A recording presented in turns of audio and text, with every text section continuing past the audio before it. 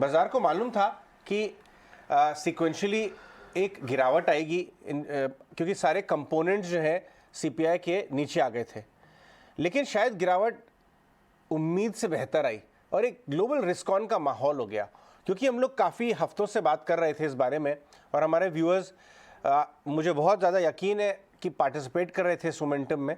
आप उनको क्या राय देंगे?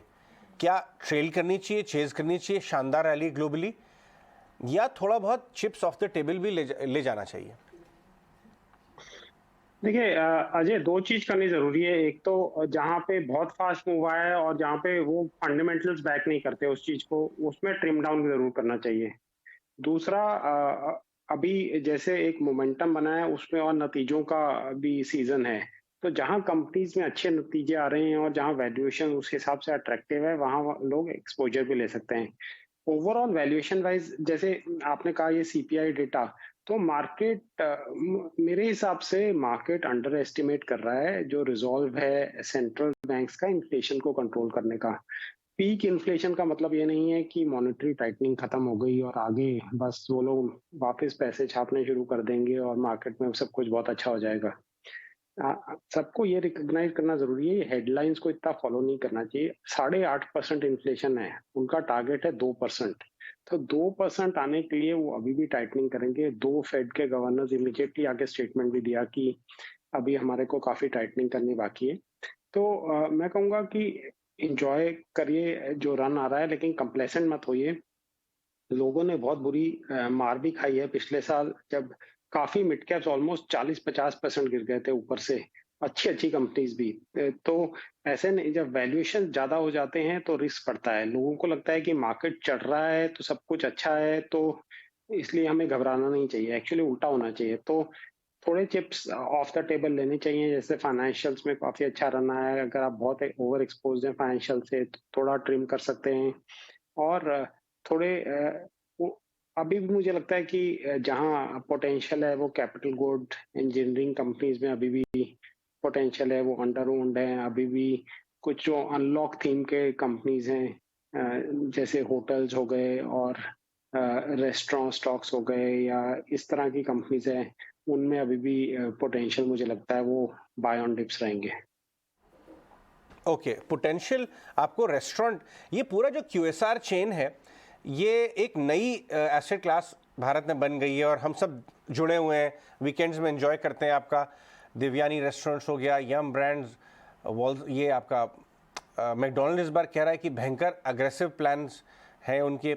आप किस तरफ जाएंगे, बर्गर चेन्स की तरफ, या आप एक ऐसी कंपनी को लेंगे जिसके पास एक अम्ब्रेला है ब्रांड्स का, या आप पेप्सी के किसी बॉटलर को खरीदना चाहेंगे, या ये आपको रेस्टोरेंट कंपनी पसंद है? अजय, अभी जो काफी कंपनीज अच्छा कर सकती हैं, ऑब्वियसली सारे हम ट्रैक नहीं कर सकते। तो जिन कंपनीज को ट्रैक मैं करता हूँ और जिनमें हमारी होल्डिंग है, वो देवयानी में हमारी होल्डिंग है और वेस्ट लाइफ में हमारी होल्डिंग है। दोनों ने काफी उम्मीद से बेटर रिजल्ट्स दिए। और इन सब कंपनीज में अच्छी चीज बहुत अजय ये है कि जो कंपनीज को बहुत बुरी मार लगी है डाउनटर्न में, उन्होंने एक चीज अच्छी कही है कि उन्होंने सीखा कि कॉस्ट कंट्रोल करना बहुत जरूरी है। और एक बार उन्होंने कॉस्ट कंट्रोल सीखा तो जब अपटर्न आया तो जो उनके प्रॉफिट्स आ रहे हैं वो जो लोग उम्मीद कर रहे थे उससे कहीं ज्यादा आ रहे हैं। तो मुझे लगता है यही थीम रहेगा। होटल्स में भी देखिए आप, इंडियन होटल्स में उम्मीद थी कि 70 करोड़ प्रॉफिट आया था, उन्होंने 170 करोड़ कर दिया। कोई सोच भी नहीं सकता था, क्योंकि उन्होंने जो कॉस्ट कंट्रोल किए अपने फिक्स कॉस्ट के डाउनटर्न में, उसका फायदा अपटर्न में अब हो रहा है उनको। संदीप, जो अजय ने भी क्वेश्चन पूछा कि आपने क्या क्या होल्डिंग अभी भी है और कहाँ पे आप इंटरेस्टिंग है, मैं जस्ट उसको रिवर्स कर रहा हूँ। कहाँ कहाँ पे आपने होल्डिंग को ट्रिम किया है, बेच दिया, कम कर दिया, और जहाँ पे अभी आप नहीं जाएंगे? देखिए, टेक्नोलॉजी स्टॉक्स में मैं नहीं जाऊंगा, क्योंकि जो एक नैस्डैक लेट रैली है टेक्नोलॉजी में, वो सस्टेन नहीं करेगी, क्योंकि यूएस में रिसेशन जरूर आएगा जो मॉनेटरी टाइटनिंग है आ रही है उसके हिसाब से, और एक स्लो डाउन जरूर होगा उनके डिमांड में। तो जो ये एक मोमेंटम आया है खराब नतीजों के बावजूद, इन सब टेक्नोलॉजी स्टॉक्स में सब नीचे के लेवल से 10 से 20% चढ़ गए हैं। तो मुझे लगता है कि यहाँ पे कोई अगर पहले नहीं निकल पाया था और बहुत ओवर एक्सपोज है तो वहाँ ट्रिमिंग करनी चाहिए। कमोडिटीज को मैं बिल्कुल नहीं छूंगा, क्योंकि मुझे लगता है कि चाइना की जो हालत है और आगे जो उनका ग्रोथ होने वाला है, जो काफी ट्रैक करते हैं चाइनीज इकोनॉमी के, काफी लोगों की ये उम्मीद हो रही है कि अगले 10 साल में उनका ग्रोथ रेट 2% पे ही रह जाएगा एवरेज।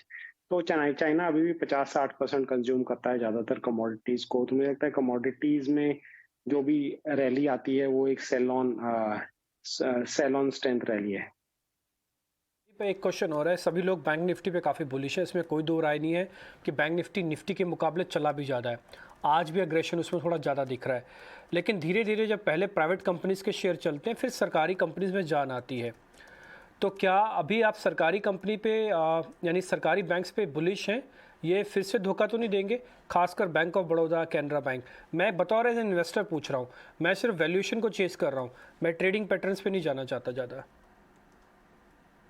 जी हाँ, ये धोखा जरूर देंगे, तो उसमें मुझे कोई डाउट नहीं है, क्योंकि ये जो सब लोग बुलिश होते हैं जब बहुत चढ़ जाता है सब कुछ, तो सब चढ़ने के बाद ये सब एंड मूवमेंट पे पार्टिसिपेट करते हैं। लॉन्ग टर्म इनमें कोई स्टोरी नहीं है प्राइवेट पब्लिक सेक्टर बैंक्स में, क्योंकि इनका डिपॉजिट फ्रेंचाइज खत्म हो ही जा रहा है, और डिपॉजिट ही मेन चीज होती है बैंक का फॉर्डर का। ये क्रेडिट ग्रोथ में भी लैग बिहाइंड कर रहे हैं, इनको डिपॉजिट भी, नए डिपॉजिटर को यहाँ जाके डिपॉजिट नहीं खोलते। तो मोमेंटम में जब लोगों को लगता है सब कुछ चढ़ गया, आप क्या खरीदें, चलो ये खरीद लेते हैं, और फिर थोड़े से चार्ट्स अच्छे हो जाते हैं तो सब टेक्निकली भी रिकमेंड करने लग जाते हैं, तो वो सब चलता रहता है। मुझे लगता है कि जो भी लॉन्ग टर्म इन्वेस्टर है उसको ध्यान नहीं देना चाहिए। मोमेंटम में ये स्टॉक्स 5, 10, 15 कुछ भी % चढ़ सकते हैं शॉर्ट टर्म में।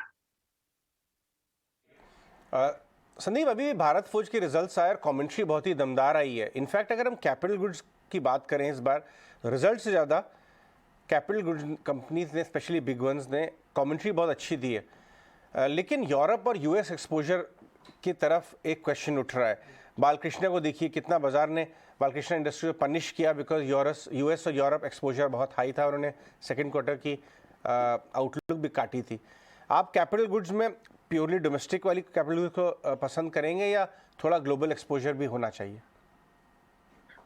नहीं, दोनों अच्छा करेंगे, लेकिन ज्यादातर उनका डोमेस्टिक ऑपरेशन होना चाहिए, लिमिटेड ग्लोबल होना चाहिए। अनलेस कोई कंपनी है जो स्पेशली किसी पर्टिकुलर चेंज ऑफ सोर्सिंग के कारण, कोई चाइना से इंडिया में कोई एमएनसी है, उनका इंडिया से सोर्सिंग शुरू हो रहा है, तो वो स्टोरीज अलग है। लेकिन डोमेस्टिक कैपिटल इन्वेस्टमेंट स्टोरी ज्यादा स्ट्रॉन्गर है।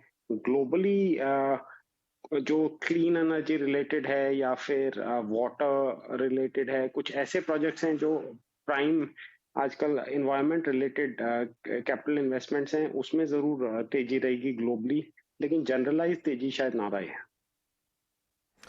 ओके संदीप जी, बहुत बहुत शुक्रिया, थैंक यू वेरी मच। अच्छा लगा आपसे बातचीत करके। और आप मैं ये तो नहीं बोलूँगा आप चेतावनी दे रहे हैं, लेकिन आप आगाह जरूर कर रहे हैं कि हाँ, प्रॉफिट बुक ज़रूर कर लेना चाहिए समय रहते, जिनके पास भी बड़े प्रॉफिट्स हैं। यही हमारी आज की थीम भी थी, जो अजय भी आपको बता रहे हैं कि जहाँ जहाँ आपको बड़े प्रॉफिट्स हैं, दो तरीके उसको मैनेज करने के, या तो ट्रेलिंग स्टॉप लॉस लगाओ, या तो ऊपर ऊपर में जहाँ आपको लगे प्रॉफिट बुक करते जाओ। खैर, आगे बढ़ रहे हैं मैनेजमेंट से जुड़ने